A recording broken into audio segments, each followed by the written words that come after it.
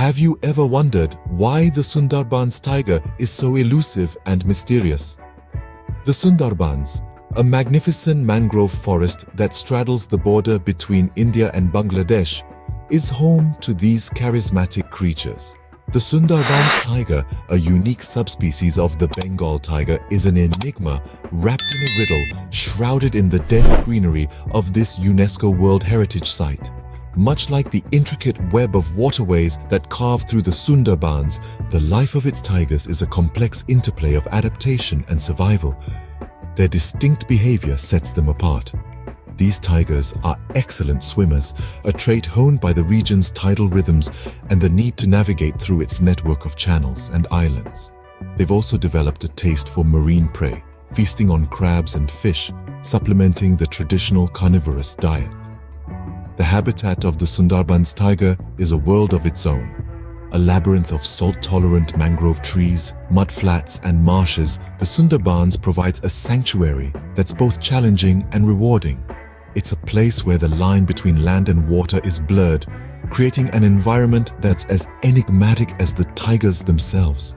But why are these majestic creatures dwindling in number? The answer lies in the harsh realities of human encroachment, climate change, and poaching. Their habitat is shrinking, prey is becoming scarce, and rising sea levels pose a significant threat. It's a battle for survival that these tigers are sadly losing. Yet, the Sundarbans tiger is more than just a species on the brink. It's a symbol of the raw, wild power of nature, a testament to the resilience of life in the face of adversity. The need to conserve this magnificent creature is not just about preserving a species. It's about maintaining the delicate balance of an ecosystem that's as diverse as it is fragile. The Sundarbans tiger, a symbol of raw, wild power, continues to reign supreme in the heart of the mangroves. Yet, its future hangs in the balance, a poignant reminder of our responsibility towards the preservation of our planet's rich biodiversity. Did you know that the Sundarbans are home to an abundant population of deer? These graceful creatures, with their delicate strides and alert gazes, are a sight to behold in the lush greenery. There are primarily two types of deer that roam these mangrove forests: the spotted deer, also known as the cheetal, and the barking deer, or the Indian muntjac. The spotted deer are known for their beautiful coats, speckled with white spots that shimmer against the sunlight filtering through the dense canopy. They are typically seen in large herds, grazing on the plentiful vegetation that the Sundarbans has to offer. The barking deer, on the other hand, are more solitary in nature. Their distinctive call, akin to a dog's bark, echoes through the forest, offering a unique soundtrack to the wilderness. These deer form a significant part of the Sundarbans ecosystem, serving as a primary food source for the formidable tigers. The deer of the Sundarbans, a vital link in the food chain, play a crucial role in maintaining the balance of the forest.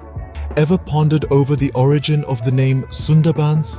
Let's delve into the mystery of how this unique landscape earned its moniker. The most prevalent theory is etymological, suggesting that Sundarbans means beautiful forest in the Bengali language.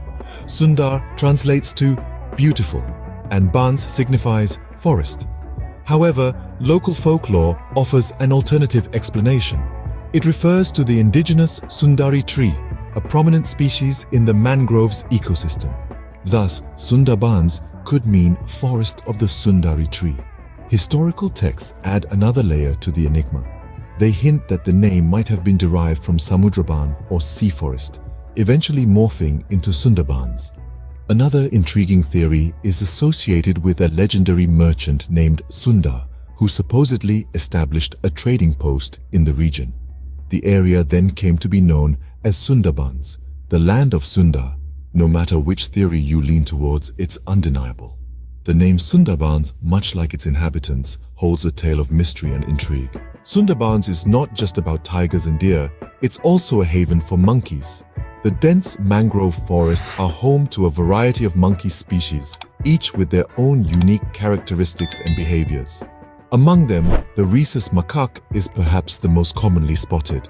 Known for their intelligence and adaptability, these monkeys are an integral part of the Sundarbans ecosystem. They help in seed dispersal, which aids in forest regeneration and growth.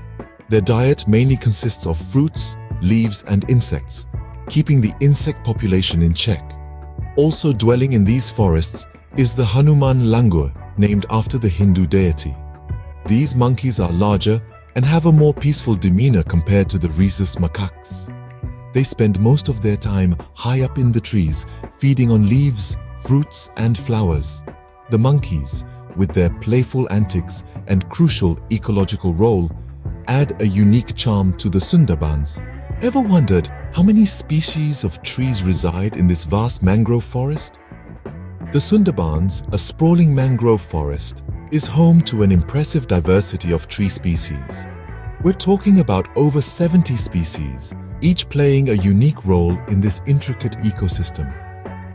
From the towering Sundari tree, which gives the forest its name, to the resilient Hetal and Pasur trees, each contributes to the rich tapestry of life here. These trees are more than just silent observers. They form the backbone of the Sundarbans, providing shelter and sustenance to a myriad of creatures, from the elusive Bengal tiger to countless bird species. Their roots act as natural water filters, their leaves provide a feast for herbivores, and their branches offer a haven for nesting birds. The trees of the Sundarbans are also guardians against climate change, absorbing carbon dioxide and offering a natural barrier against rising sea levels. Indeed, the trees of the Sundarbans form the very lifeblood of this unique ecosystem. The intricate network of rivers and the vibrant bird life are two of the most fascinating aspects of the Sundarbans. Let's take a moment to appreciate the labyrinth of waterways that crisscross this region. The Sundarbans, after all, is a delta formed by the convergence of three mighty rivers, the Ganges, the Brahmaputra, and the Meghna. Each river, with its countless tributaries and branches, weaves an intricate tapestry of aquatic paths, creating a lifeblood that nourishes this vast mangrove forest. These rivers, with their ebb and flow, breathe life into the Sundarbans. They bring with them nutrient-rich sediments, fostering a rich aquatic ecosystem that in turn supports an array of bird species. So, let's take a flight of imagination and delve into the avian world of the Sundarbans. The Sundarbans is a haven for bird watchers, hosting over 200 species of birds, from the majestic white-bellied sea eagles soaring high above the mangroves to the vibrant kingfishers adding a splash of color near the riverbanks. Each bird is a testament to the region's biodiversity. Among these, the masked finfoot and the mangrove pita hold a special place. They are not only rare, but also endemic to this habitat, relying heavily on the mangroves and the rivers for their survival. The rivers serve as the highways for these winged denizens. They provide food, nesting sites, and act as a conduit for migration. Birds such as the brown-winged kingfisher or the black-capped kingfisher are often spotted darting over the water, their reflections mirroring on the river surface as they search for fish. As dusk falls and the rivers are bathed in the golden hues of the setting sun, the air fills with the symphony of the Sundarbans. From the melodic calls of the Asian koel to the rhythmic chirping of the crickets, the avian orchestra plays a serenade that echoes through the mangroves.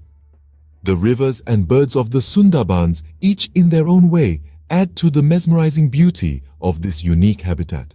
Sadly, the Sundarbans have also been a witness to the heartbreaking reality of extinction. This verdant sanctuary, a maze of mangrove forests and winding waterways, once teemed with species that are no longer with us today.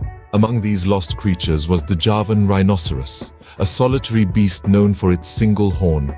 Once widespread across the Sundarbans, it was hunted relentlessly for its horn, believed to have medicinal properties. The last sighting of this majestic animal in these parts was in the late 19th century, marking the end of an era.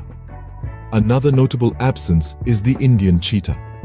This swift predator, renowned for its incredible speed, was driven to extinction due to excessive hunting and habitat loss.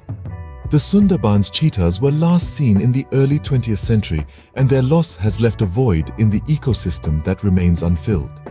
The lesser adjutant, a stork species, also once soared over the Sundarbans canopy.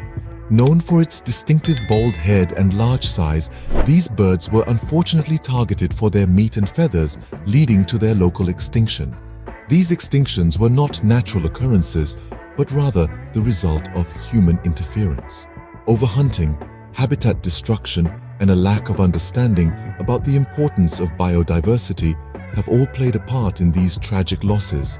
However, the story of the Sundarbans' extinct animals isn't just a tale of despair. It's a call to action, a plea for change. It's a reminder of the urgency of conservation and the importance of preserving the natural world for future generations. We can learn from these extinctions. We can strive to prevent future losses by promoting sustainable practices, enforcing strict hunting regulations, and raising awareness about the importance of biodiversity. We must remember that every creature, no matter how small or seemingly insignificant, plays a vital role in the ecosystem.